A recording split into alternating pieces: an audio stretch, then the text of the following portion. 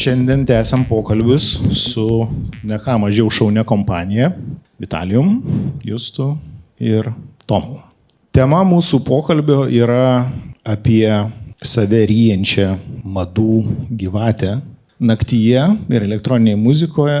Pač mūsų lietuviškoje visuomeniai vakarėliai ir elektroninė muzika reiškia tik tai vieną dalyką - narkotikus ir daugiau nieko. Tai mes tuos pokalbius, vieną iš motivacijų rengtos pokalbius, kad kažkaip mums lyg ir patiems nereikia įrodyti, bet vat mes nusifilmuosim ir turėsim tą medžiagą, kad naktis ir vakarėliai tikrai nėra tik narkotikai. Tai pakalbam šiandien apie idėjas.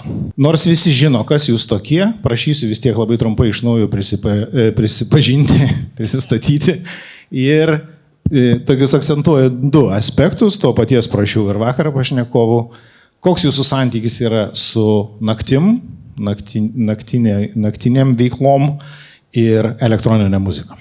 Labas visiems, visų pirma, labai malonu ir keista tokiu metu sutikti žmonių, kurie dar nėra iš vakar likę. Aš esu Tomas, mano santykis su klubais, sakyčiau, pabrėžtinai pasirodymui skirtas. Aš beveik visą laiką klubuose buvau tas kuris ropšdavosi prie pulto. Šiandien mes turėjom pokalbį su Kotryna, a.k.a. Daina Dubauskaitė, kuri rašinė dabar seriją laidų apie buvusius Vilniaus klubus. Apie Stereo Camp 5 kalbėjomės, tai aš tą patį aiškinau, aš nežinau, kokios yra psichologinės lygos žmogaus, kuris nesvarbu, turi ir neturi talento, bet nori lipti ant pulto ir aiškinti, ką kitiems daryti. Ir aš tą lygą turiu. Tai mano santykis yra labai toksai, iš tikrųjų, 90%, kai aš esu klube, aš kažkas to darau, nešoku. Dėl to labai prastai gaudausi, ką kiti groja ir gali būti, kad esu siaubingai atsilikęs. O su amžiumi tai jau ir privaloma. Mano vardas Justas. Arba Justas Fresh, arba Tu Fresh, arba DJ TTT, arba Tavo tėvo tėvai. Santykis su muzika ir klubu naktiniu. Buvo labai glaudus, buvo turbūt toks glaudus, kad galima sakyti, aš šiame gyvenau. Aš nuo 16 metų turbūt esu didžėjus, bent jau save taip nusprendžiau pavadinti tuo metu, pamenu. Ir muzika ir jos grojimas tuo metu buvo amatas ir labai buvo daug motyvacijos išmokti tą amatą, išmokti tą daryti. O tą išmokti daryti geriausia buvo, turbūt dar vis ir yra, scenoje, prie pulto. Turbūt tik tai skirtumas tas, kad tuo metu reikėjo,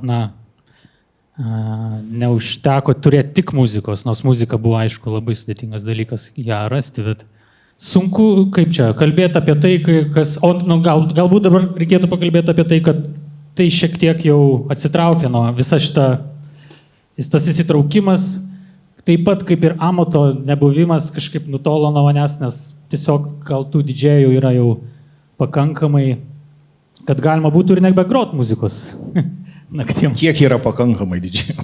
Plius minus visi. Į kilometrą skaičiuojama. Plius minus visi, aš taip sakyčiau. Plius minus visi yra ten pagroję. Šitą rajoną galėtų apsupti didžiai. Jo, turi. Kiek reikia. Kas yra didžėjus? Kas yra didžėjus? Naujos konferencijos tema. Kas yra didžėjus? Nes dabar, man atrodo, didžėjus tai yra turėjimas Spotify accountą, yra didžėjus. Tai... Ir dar tą kolonėlę reikia, kad galėtum vis tiek pasijungti ir transliuoti. Tai kažkokį ten GBL ar dar. GBL-as. Tinka. Super. Spotify plus GBL lygiai didžėjus. Inline, žiauriai. Tai visų pirma, aš esu Vitalijus Viper Vitalijus, nes nėra skirtumo, galima ir taip ir taip. Su naktim mano santykis labai paprastas. Naktis mane aulina kaip kūrėja. Ir tai yra tas metas, kur labai dažnai įsijungia smegenis. Ir tęsiasi, kiek tęsiasi. Tai klube atsiradau pirmą kartą, ko gero, aplink 2000 vidurį. Ir tai greičiausiai buvo intro klubas, buvo kažkoks drum and basso vakarėlis. Ne, meluoju. Klubas, iš tikrųjų, buvo visą laiką ten, kur susirinkti. Tai pirmas vakarėlis buvo iš tikrųjų metro drum and basso vakarėlis ir galerijoje Arka. Tai galima sakyti, kad irgi yra klubas, tik suneštinis. Mano mama kvietė policiją tam klubui. Nes šalia gyvenu. Bet kai aš ten grojau, prašydavau, kad nekviestų. Galėjai paprašyti, kad policija dar pratestų licenciją. Tai žodžiu, bet pirmieji klubai, ko gero, į tos, kurios norėjosi nueiti, buvo Gravity ir vėliau koks nors ten intro, gal ten su laužytais ritmais labiau priimdavo žmonės. Tai aš eksplorinau, žiūrėjau. Ir pirmas klubas, kuriame teko pagrot, buvo Karolinos klubas, iš tikrųjų visiškai Vilniaus provincijoje, tai yra Viršuliškėse, Justiniškių ir Viršuliniškių kampe. Karolinos klubas buvo labai normalus tuo metu konceptas, vienoje salėje beleką, kitoje salėje kažką. Tai toj kitoje salėje mano pirmas DJ mentorius buvo toks DJ Mantini, kuris paskui visiškai turginius vakarėlius pradėjo organizuoti. Ir turginius? Mūsų keliais, aš turiu menį, kad jo, grodavo tiesiog, ką reikia groti tuo metu. Tai mūsų išsiskyrė ten keliai labai anksti, bet jis davė pagrindą ir dar esu palėtęs tą pionierių, tokį kvadratinį didelį su blinu per vidurį, ne šimtinį, o tą didesnį. 500. Kur taip iš viršaus atsidarė. Tai 500, beje, trivija. 500 atsirado anksčiau už 100. Kas atsirado pirmiau, 100 ar 500? Jeigu klausite. Višta ar kiaušinis? Jo, jeigu jūsų klausite, tai tas pirmas su tuo blinu, kur atsidaro, 500 buvo. Tai aš labai ilgą laiką stebėjau, ten pasimokiau šiek tiek kažką sumiksuoti, gal išvesti faderį. Ir tokia pirma patirtis, kur dažniau tekdavo groti, buvo toks klubas Play, tai net ne klubas, buvo tiesiog stalo futbolo vieta su DJ pultu ir mažu baru. Tai ten kaip ir išmokau, galima sakyti, ir pirmas bukeris priėmęs į normalų klubą, ko gero buvo Tomas Bu, kažkada pakvietė groti kažkokį bugalų vieną iš vakarėlių, o vėliau ir į Vų bukinu. Tai dar Gravity, man atrodo, teko pagroti. Nežinau, čia pamečiau iš tikrųjų istorijos seka, bet naktis yra naktis ir jo, ta patirtis ateina su laiku ir kur patirti ją negu kažkoje vietoje, kur groja garsiai muziką ir dar paskui gali pats ateiti pagroti muziką, kuri tau patinka. Apie DJ Mantinį. Tai yra vienintelis žmogus, kuris vežė liktai į Zip FM, mane ar kas ten buvo į gatvės lygą. Kažką šnekučiuojamės gerai į Red Bullį. Sako, oi, blemba, vakar dirbau iki 5 dirbau, sako. Iki 5 ryto dirbau, sako, jo, ką veikiai, nugrojau. Tai DJ Mantinis yra vienintelis žmogus, kuris dar grojimą vadina darbu, bent jau aš tokio kito nepažįstu. Toks būtų komentaras. Bet man patinka dinamika, kad jau. Tai nežinau, ar sąmoningai ar nesąmoningai, 2 iš pokalbio dalyvių nuslėpė faktą, kad yra kūrybinių industrijų profesionalai šiai dienai ir tai gal mūsų diskusijų ir gal kažkas sakytų ir toks yra antrinis faktas, bet man atrodo tai yra svarbu, kad tai yra 2 žmonės, kurie gyvena iš to, kad toliau generuoja idėjas, kūrybinės idėjas ir jas netgi parduoda. Kam esmė, aš dėl ko pasikviečiau šiandien šitą šutvę, nes mano galva tiek Tomas su savo įvairialypę veikla nuo balto bato per nesakyk mamai į markerius, flomasterius, problemas ir iki vaikinai iš padorių šeimų, tokia turi išskirtinę kontribuciją mūsų scenoje kaip kažkokių netikėtų aspektų užčiopimo, autoironijos, begalinės ir viso ko. Supermeistras Justas savo laiku, čia tokia mano kukli nuomonė, bet kartu su Kvazu, Tadu, darė, mano galva, vieną novatariškiausių visom prasmėm, tiek vizualinių pateikimų, taip kaip jie darė vieni pirmų viral videos ir darė podcastą visam pasauliu žinoma, Monday Jazz. Tuomet miksų serija tiesiog vadinasi. Taip, jo, nevadino nieks podcastai, sorry. Išradom podcastus. Tiesiog išradom Man podcastus. didžiausias išrado podcastas.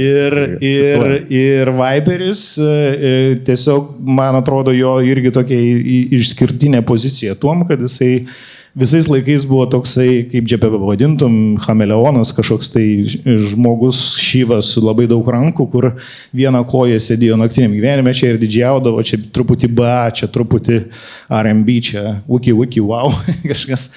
Bet vienu žodžiu, mano galva, čia yra trys žmonės, kurie mūsų scenai ko davė, ten gal kažkas ginčytųsi, sakytų, gal Tomas vis tik tai dar ir labai gerai groja, bet mano galva, jis pagrindinė kontribucija tai yra visokios idėjos.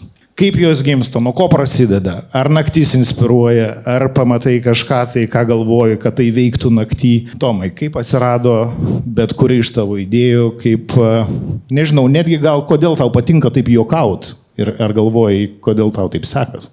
Komunikacijų, kurioje mes esame truputėlį praminę savo gyvenimo kelią, tave moko, kad tu turi būti antitezė tam tikrai pozicijai. Ne? Yra tam tikra pozicija, kurie daro X, tu turi daryti Z. Toks pagrindas komunikacijos, kaip išsišokti. Ir ta žinutė nukeliauja gilyn ir tada tu žiūri į komunikaciją, kuri vyksta klubinėme pasaulyje, kas vyksta klubuose. Ir ne tai, kad tu norėtum sakyti, kad tai yra blogai, bet suprasdamas, kad tau tikrai neperdadamas, sakau, su ribotesniais talentais išsišokti ir būti to pyrago dalimi, būti įleidžiamu prie geresnių pultų, net negu 500, tau reikės ekstra pastangų.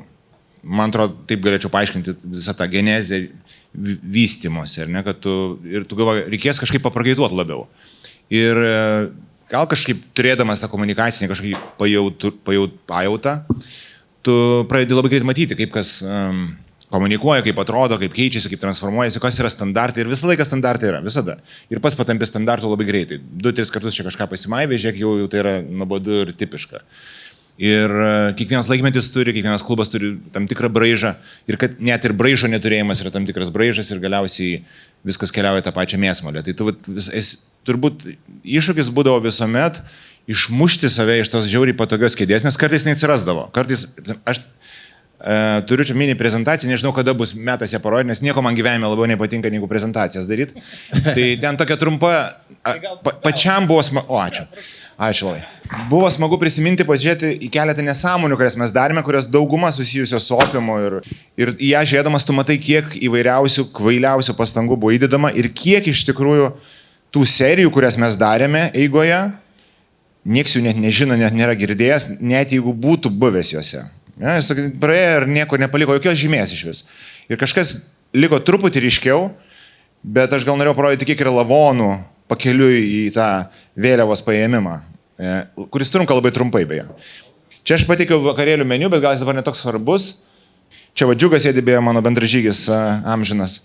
Tai kažkada mes pradėjome nuo kažkokių ten baltų batų, tada buvo Stereo Cam 5 era ir Orgazmatron pavadinimas vakarėlių.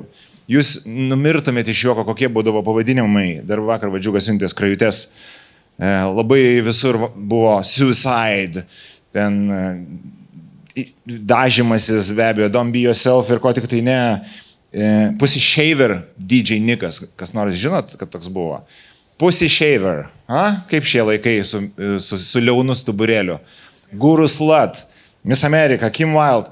Viskas kažkaip labai neaišku ir kažkokias kitų lyčių ir dabar net neaišku, ar galima taip bedaryti. Tai po to tai transformavosi į nesakymamai, šokrokus, flomasterius ir markerius, kurių niekas jau turbūt neatsimena, bet 20 priminė.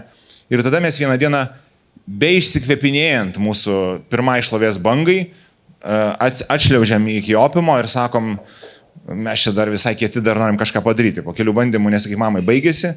Iš tikrųjų baigėsi, kaip nusprendžiam pirmą kartą istorijoje atvežti atlikėją. Kitą, negu mes. Iškart vos nebankrutuojam. Labai prastai sekėsi. Mokam tik save pardavinėti. Ir vėliau seka kitos serijos. Tai aš dabar greit parodysiu, tokius ištraukiau po keistesnius kažkas nesąmonės. Tai nesakyk mamai, kuri vyko jau vėlesnėje iteracijoje, ne Gravity laikais, kur buvo tikrai pikinis metas, o jau Opiume, kuris dar beje buvo Rusija tik tai. Ta karinė tokia ir tokia agresyvi tematika vizualiai neišliko, čia buvo kažkas kalėdinis vakarėlis. Ir mes beje antri po Man Didžias padarėm irgi kažkokį viral, kur net nesitikėm, kad gausis labai prastai nufilmavom, prastai gavosi, prastas tekstas mano buvo apie senį, kuris seną reiverį, kuris ilgai pasako, kaip jisai pjovė, kaip jam kepenis parėjo ir sakė, jeigu galėčiau gyvenime keisti, nieko nekeiščiau ir tuo metu mums buvo labai juokinga. Ir čia buvo mūsų pikas šiaip visuotinės klaidos. Metal on Metal po to pagalvom, gerai, nesakyk, mamai neveikia, trauksime dabar Metal kortą. Irgi nevažiavo. Čia dar gal toks pastebėjimas, nežinau, ar gali kolegos pantrinti, kai tu kažką darai, labai lengva būti išmanėliu retrospektyviai ir sakyti, jo, tas pavyko, nes tada tai buvo. O tas nepavyko, nes tai buvo, bet kartais tu nežinai. Ir kai tu kažką darai ir staiga tu matai, kad yra eilė prie klubo, tai jis pakelia nuotaiką. Bet tu darai tą patį, atrodytų, tik tai 5 metais vėliau, ir eilės nėra prie klubo, ir yra tarpai tarp žmonių klube. Tai nėra džiaugsmas didelis, nors galbūt tai buvo žmonės, kuriems labiausiai rūpėjo, aš nežinau, gal reiktų vis dėlto švęsti tai. Darėm kažkas nesąmonės, Metal groja namuose, čia supras, Opime, namų apyvokos perko, tokios aš žiūriu tas idėjas ir galvoju, ar kas nors be mūsų padarė, aš nežinau, net ar, pavyzdžiui, Džiugas tai atsimena, kad toks dalykas buvo, kad žmonės, kurie atėjo, nežinojo to, tai faktas. Tada mes matom, neina Metal, darysim problemos vakarėlį, sugalvom, pavadimas gimė man beklausant mano bičiulio Kristupo Saboliaus pasakojimo, kad filosofai turi savo žurnalą, iš tikrųjų iki šiol leidžiamą, jeigu neklystu, kuris vadinasi Problemos. Ir aš galvoju, Dieve, čia nuostabiausias žurnalas. Beje, ar jūs nenorėtumėte jį skaityti? Tai atsiverti žurnalą Problemos, ne tai, kad sprendimai, lengvesnis gyvenimas, Problemos. Labai patiko, kad jo skaitytojų skaičius buvo, man rodos, 418, labai tikslus tiražas. Visi žino tiksliai, kas skaito. Ir mes sakom, wow, čia nuostabi idėja, darysim vakarėlių seriją Problemos, kur kelsime rimtas problemas ir spręsime grodami. Nesusiveda iki galo, bet mums taip atrodė. Čia kažkokias buvo maisto problemos, apie fritriūrintus balandžius, apie ėdimą, patarimai vaikams duoti cukraus. Mums atrodė, man atrodė bent jau labai juokinga, nežinau, kaip grupės nariai tuo metu ką galvojo. Po to buvo kažkokios karmos temos, apie zodiakus ir visus kitus dalykus, iš ko mes tyčiamės visą gyvenimą šiaip tai. Mes tai visi turiu galvoje, čia esantis. Ir tai vairiai neišsisėmė iki pačių dienų. Va, ir tos problemos vėlgi, čia problemos su verslu, buvo čia plakatas be Opimo. Visai fine. Aš žiūrėjau, galvoju, wow, visai geras dizainas. Irgi nepaėjo. Nors šiaip padarėm visai nemažai serijų, bet šiaip sumoje tu jauti kažkas nelimpa. Vienintelis tu žinai, kad čia yra problemos, vienintelis pats žinai, kad čia kažkokia tema yra, nieks to nežino, eilinis vakarėlis. Ir mes visą laiką nemėgom jaustis, kad čia eilinis vakarėlis. Ir nebūtinai mums gaudavosi padaryti neeilinį. Tuo metu dar vyko transformacija muzikos, ne, kad iš kažkokios aitresnės muzikos tik atsirado muzika, kurią kažkada seniau buvo grojęs Viperis ir Mandy Jazz gal, ir mes pradėjom kažkokios Noja Šaizė, pavadėm Noja Šūdas, ar ne, ir sudarėm, kuris čia irgi ateis, pagrosim po to tos naujos muzikos iš senovės. Pradėjom šitą seriją, bet mes ją pradėjome iš tikrųjų, kai paaiškėjo, aš buvau nustebęs, aš galvoju, kad mes pradėjome ją Opime, mes pradėjome ją Šamatsa kavinį ir darėm daug, vėlgi grįžom atgal prie žmonių, darėm daug vakarėlių, nemokamų, kol Vidis pastebėjo ir sako, ateikit į Opimą, padarykit Noja Šaizė pas mus, tik sugalvokit, ką nors faino. Tai mes čia darėme visokių nesąmonių, labai didžiausiai, kad turėdavom kiekvieną kartą padarom po miksą, DJ miksą, bet jis trukdavo 100 sekundžių, tai buvo labai TikToko kartą jau padaryta, bet dar čia gerokai prieš TikToką. 100 sekundžių miksas, iškart viskas greitai aišku. Ir aišku, mes sugalvojom debiutuoti Opime ir nusprendžiam su Vidžio palaiminimu atsivežti tverko šokėjas. DHQ Kinel ir DHQ Kinišė. Jų užsakinėjimas, aš nežinau, Vidė, tu dar turėsi čia istorijų, vyko panašiai, kaip užsakinėtumėm eskortą. Neatsimenu, kur mes ten suradom kažkokią agentūrą, ten dėrėjomės, tarėmės, galiausiai viena atvyko, kita netvyko. Ar tai kita vakarėlė ne viena netvyko, kažkas tam buvo. Bet viena atvyko ir pašoko, ir mes buvom visiškai ten apakę ir buvo labai faina. Juokingiausia dalis, prieš tą tverko vakarėlį mes darėme tverko mokyklėlę Opime, kvietėme žmonės ateiti pasitreniruoti, kaip reikės tverkinti. Susidėjot, ant kiek buvo rimtai žiūrima į vakarą, yra pre-party pasiruošti partį. Tverkiklėlė. Tverkiklėlė, va. Ir ten, va, čia, pavyzdžiui, Džiugą irgi vėl matau. Čia dar nebuvo daug žmonių, bet ir vakarėlį nebuvo daug. Tai va, tai mums buvo smagu. Tada, matant, kad kažkaip ne viskas gaunasi, nuspręsta buvo imti solo kortos, gal tai suveiks. Ką čia galima padaryti tokio, ko dar nedariau, tai pagroti 10 valandų, kas iš pradžių atrodė, kas čia tokio, bet kas yra bandęs groti, bet jis man atrodo, gal jis, ne? Tai yra išbandymas. Jau tuo metu ir fiziškai buvo išbandymas, jaunesniam gal mažiau būtų.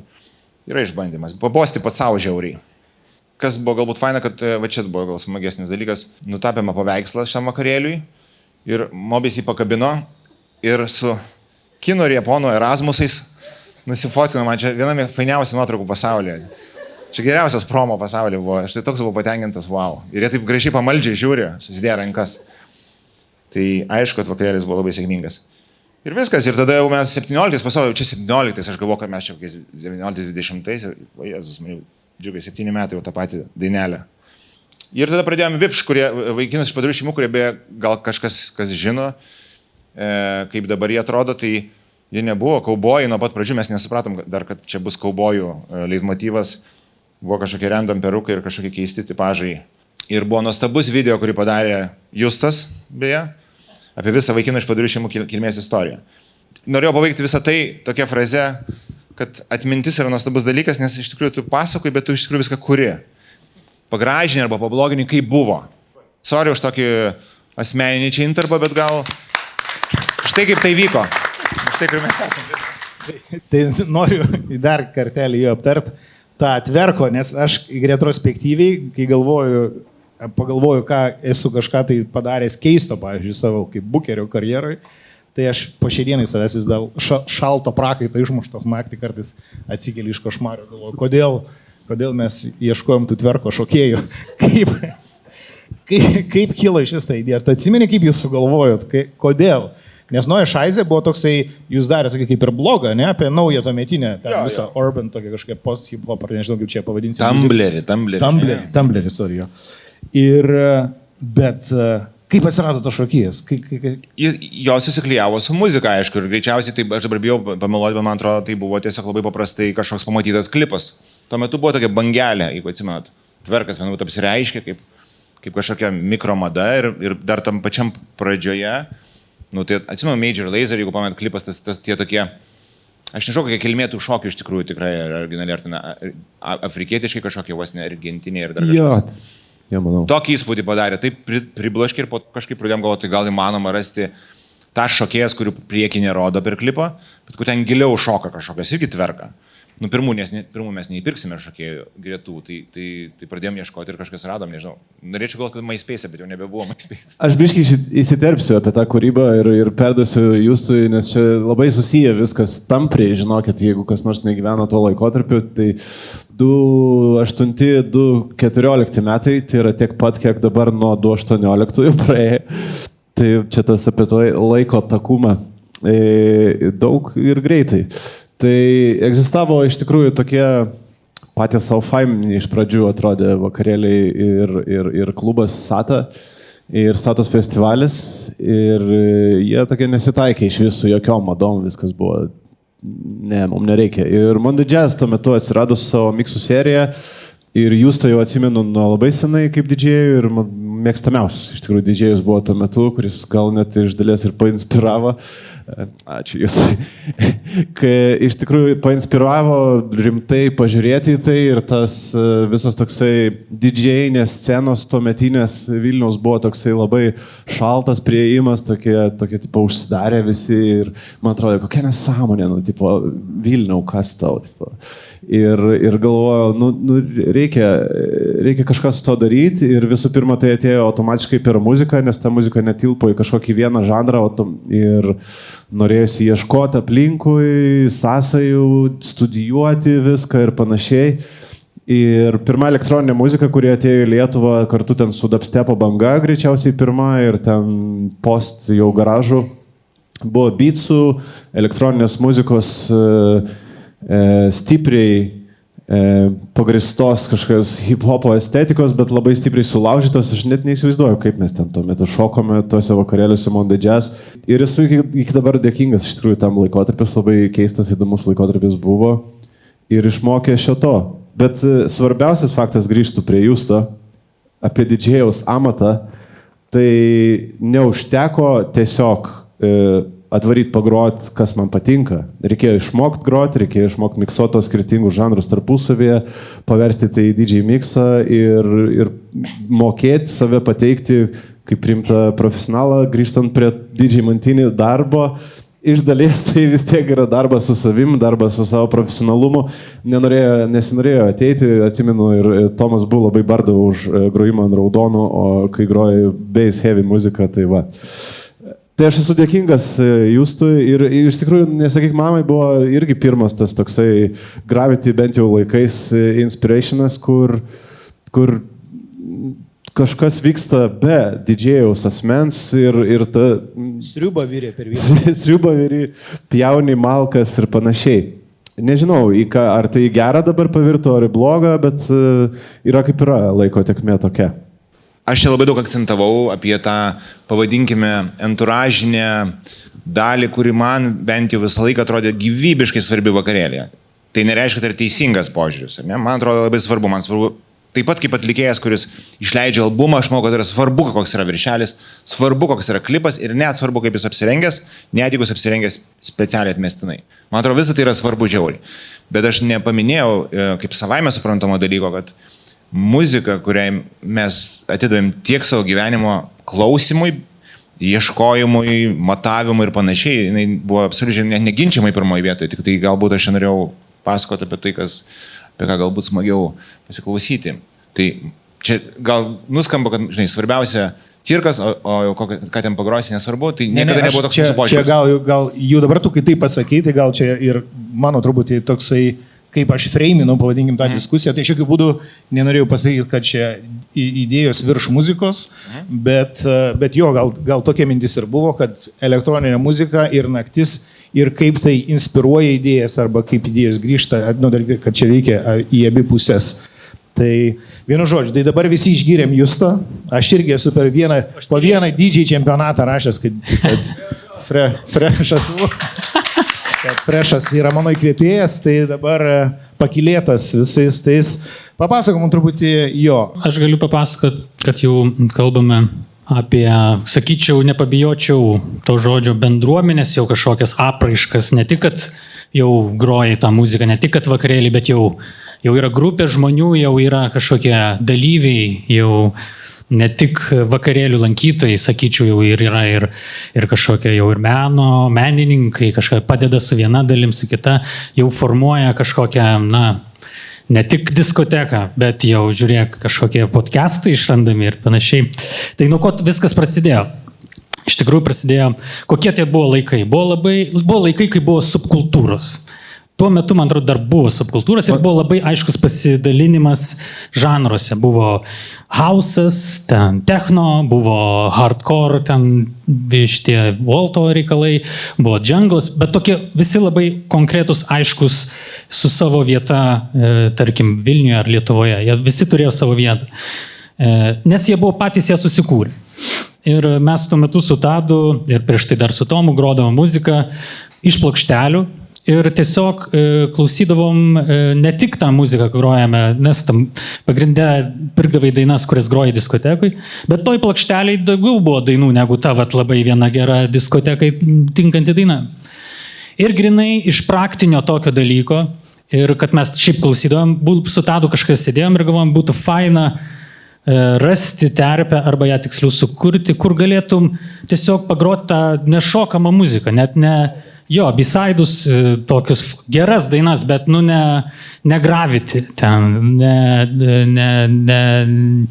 ne labai energinga iš tikrųjų ta muzika, bet jinai tikrai lėta kažkokia, gal tai džiazas netgi gali būti. Tai nebuvo konkretus žanras, gal sakyčiau, šiaip mes ten beatsai atsirado ir tęsiasi ilgą laiką, bet iš tikrųjų mes grojam labai daug žanrų, mes ten tikrai nebijojam groti bet kokio žanro dainą, negrojam tik šūdo, šiaip visą kitą grojam.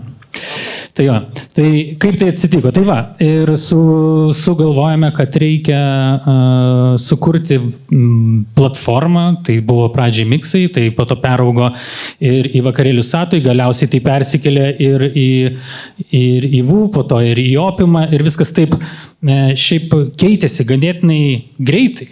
Tai nebuvo vienas kažkoks žanras, kuris visą laiką, ten nežinau, net tiesą sakant, tie 8, 14, 13 metai. Tai aš papildysiu to atsakymą. Man atrodo, mes užčiapiam čia vieną labai svarbų momentą. Čia buvo subžanrų ir subkultūrų pabaigos pradžia. Saulėlydis subkultūrų kaip po tokių. Ir visų, bent, gerai, aš dabar kalbėsiu gal apie Justo ir savo atvejį. Mes bandėm kurti community ir klausytojų ratą, kurie ateidavo į tos vakarėlius irgi patirti ne tik naujų žanrų ir patirti ne tik didžėjų, kurie ten, nežinau, atvažiuoja iš Portugalijos pagroti kažkokią tai tarp kontinentinę, afrocentristinę techno, ar atvažiuoja Peter Digital Orchestra, kuris sumiksuoja hip-hopą su French Electro. Ir tai irgi yra performances. Tai ir žmonės, kurie atliepdavo iš tos visus dalykus, jiem irgi būdavo įdomu ieškoti dar kažko už subkultūros ribų. Tai čia tiesiog norėjau papildyti. Jo, bet iš tikrųjų viskas dar daug paprasčiau. Tai tiesiog iš nuobodulio, tiesiog to nebuvo. Tu negalėjai sėdėti ir palaukti, blemba, kada čia tam Vilniui, žinai, atsiras, nuvaryčiau iš tą vakarėlį, žinai, kur groja ten džiazą, beatsus, dar kažką, nėra. Kažką reikia daryti, tu pat paimi ir pasidarai. Tai labai paprastai taip, ir gimė turbūt kaip ir labai daug dalykų, tiesiog iš nuobodulio, iš nebuvimo. Ir po to tik paaiškėjo, kad panašiai jautėmės ne tik mes su Tadu, dar buvo labai daug žmonių, kurie irgi panašiai jautėsi, gal irgi klausėsi tos muzikos ir galbūt garsijos norėjo pasiklausyti. Tai čia tik po to paaiškėjo. Tai iš tikrųjų, kaip Tomas ir minėjo, kol vieni zigino, mes ten taip net nelabai stengdamiesi zegint bandėme. Tai iš to zeginimo, grinai natūraliai net nelabai buvo daug laiko, daug motyvacijos ir buvo tiesiog daug humoro, buvo tiesiog smagu tą daryti. Ir iki šiol dar yra ir darom. Tai niekur tai nedingo, tik tai tuo metu to labiau trūko. Tiesą pasakius, dabar gal irgi, sakyčiau, yra šiek tiek panaši situacija, nes viskas irgi labai kažkaip, irgi atrodo labai daug galimybių yra scenoje, nežinau, muzikos scenoje, bent jau Lietuvoje. Tai atrodo tikrai, net ir pačiam norisi, atrodo, bet ir to nėra, ir būtų tokia vieta, ir tą pagrot būtų faina. Tai visų pirma, gal svarbu rasti bendraminčių, ne vienam tai daryti. Tai tuo metu su Tadu kažkaip ėmėm ir padarėm ir buvo labai linksma. Tai jie turėjo bendraminčių ne tik save su Tadu, iš tikrųjų buvo ir Vytas real time visą laiką prisidėdavo, visą laiką turėdavot ir kažkokį vakarėlio temą. Buvo tikrai 10 metų Madidžias, mes net darėme tokius, atsimenu, Facebook'e ar MySpace'e dar. MySpace'e. Coverius. Buvo MySpace'o įtautas ir Facebook'o kaidinas. Mixas tarp MySpace'o ir Facebook'o. Ir ten paėmėm mūsų draugus, kurie padėdavo ir ten vardas pavardė yra Madidžias. Tai tokių vardas pavardė buvo Madidžias, buvo tikrai labai daug žmonių, kurie padėjo ir čia mes tik tai sugalvojame iš tikrųjų po to net nebe mes tęsime, mes tik sukūrėm, o po to tai kalbamės, jau vien, kad čia kalbamės, atrodo, kad čia, jeigu būtų tik tai mano ir Tado kažkokia idėja realizuota, tai nebūtų didelis dalykas. Nežinau, kiek jis didelis iš tikrųjų buvo, bet tuo metu man atrodė visai toksai originalus, kaip minėjau. Vienu momentu buvo didelis, aš tau priminsiu tokį faktą, gal kurį pats būsi pamiršęs, kad kai atsidarinėjo pirmas lofto tipo klubas Kaune, Gargaras, tai jie atidarymai kvietė Monday Jazz, nes taip toks buvo pareiškimas, jie kažkaip kaip toks naujas Kauno klubas norėjo parodyti, kad čia jie yra pažangus ir atviri ir visą ką. Ir aš puikiai atsimenu, kaip atidarymas buvo su Monday Jazz Kaune. O po to, man atrodo, gal Žvagulis grojo kitą dieną. Žinai, didelė vieta ir sąskaitas.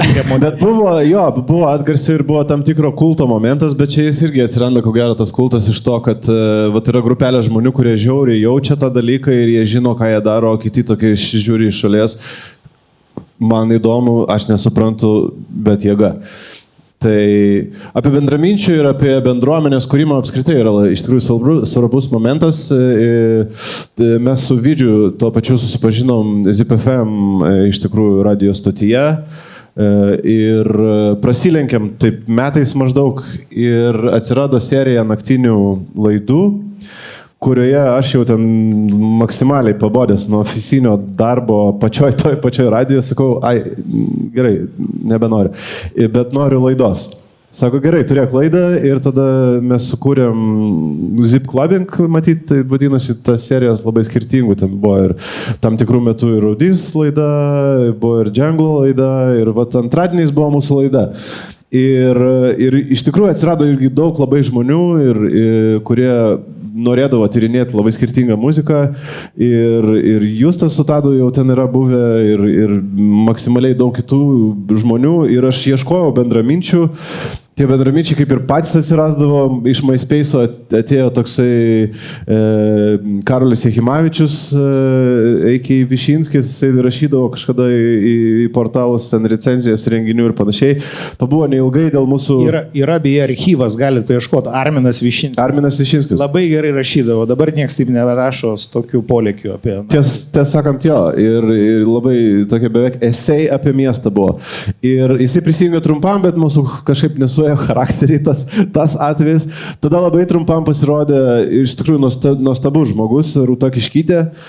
Mes kokius metus laiko, jinai yra, tarsi jau dabar top kūrybinių industrijų Mekoje, Los Andžele, daro tiesiog scenografiją filmam ir muzikiniam klipam. Tai mes pabuvom su ją metus ir per tą laiką mano įsimintiniausias vakarėlis buvo su tokiu labai abstraktaus solo atlikėjo Taprik Sweezy ir jinai darė ir mūsų MySpace'o page'ą tuo metu ir darė vakarėlio apipavydalinimą ir galvojo panašiai. Ir galiausiai atsirado du bičiai, žiauriai, už mane šiek tiek jaunesni, bet labai atkaklus, labai daug entuziazmo turintis, abudu ne iš Vilniaus. Ir va tas momentas su Vilniumi ir anti-Vilnius ir su Vilnium, tai jis labai gerai suveikė ir tai buvo Elbow, labai gerai žinomas dabar didžėjus, gal retai jau šiais metais groja. Ir mano antras mėgstamiausias didžėjus po Justo Fresh yra Marius Mazuraitis. Galvoju, sakysi, didžiai TTT. Tai jie kažkom iš tikrųjų mentaliai labai susiję muzikaliai.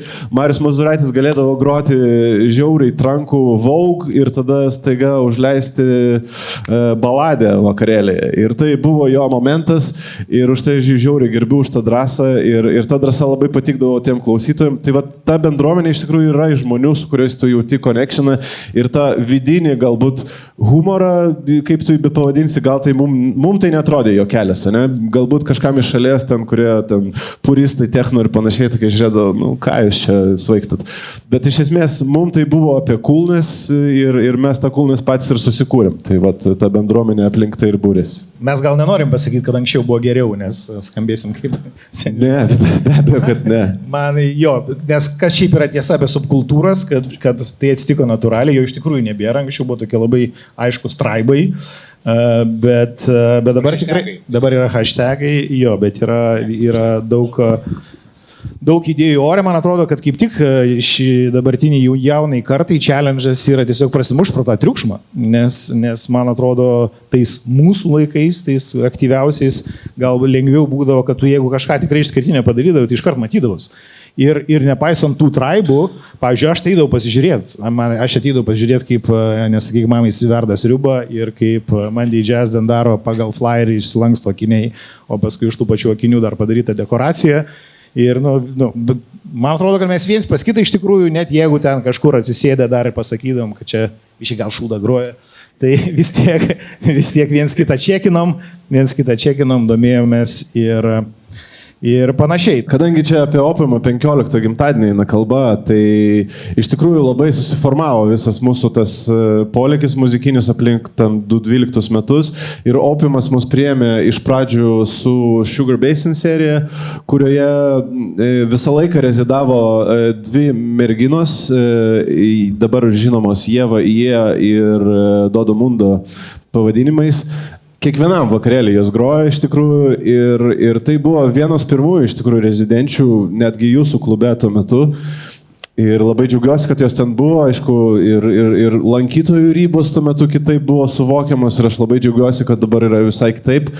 Ir Dodamundo gros dabar po šitos diskusijos, labai visus kviečiu ir tas garsas, jisai bent jau filosofiniu požiūriu bus perteiktas. Ir antras dalykas, po to atsirado serija tiesiog Beat Club.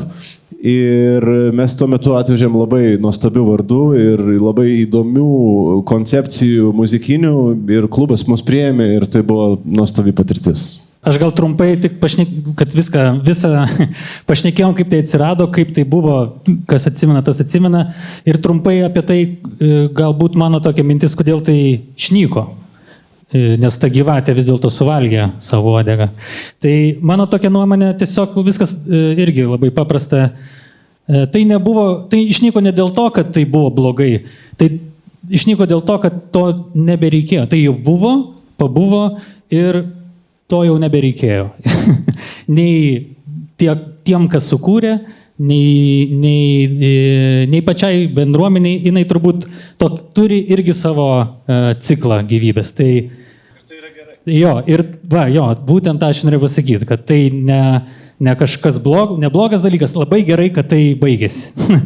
Labai gerai, kad tai baigėsi. Gerai baigėsi. Jo, nes po to atsiranda kažkas naujo, tai atrodo iš tų trašų gali užaugti kažkas naujo. Čia turbūt magiška formulė, žinoti, kada sustoti, ar su serija, ar su konceptu, ar netgi su tam tikra muzika. Ne veltui sakom, ar ne, kad... Ačiū labai. Kad komedija yra drama plus laikas.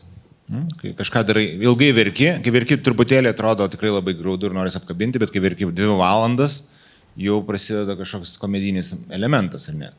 Tai vat, turbūt užsitęsęs vakarėlis ir serija, konceptas, ar dar kuris jau išsikvėpęs ir jau pats save trajoja, dažnai mes, pavyzdžiui, būdavo, kad pražiopsom tą galą. Ir būdavo, kur išjungiam iš visas per anksti ir po to iki šiol labai to džiaugiuosi. Ne, kur buvo ten kokia nors serija pikinė. Su tais pačiais baltų batų buvo, atsimenu. Tuo metu jis tikrai dar buvo labai pikė, tikrai nebuvo išsikvėpęs, padarėm baltas batas laidotuvę, su karstais, su visko palaidom.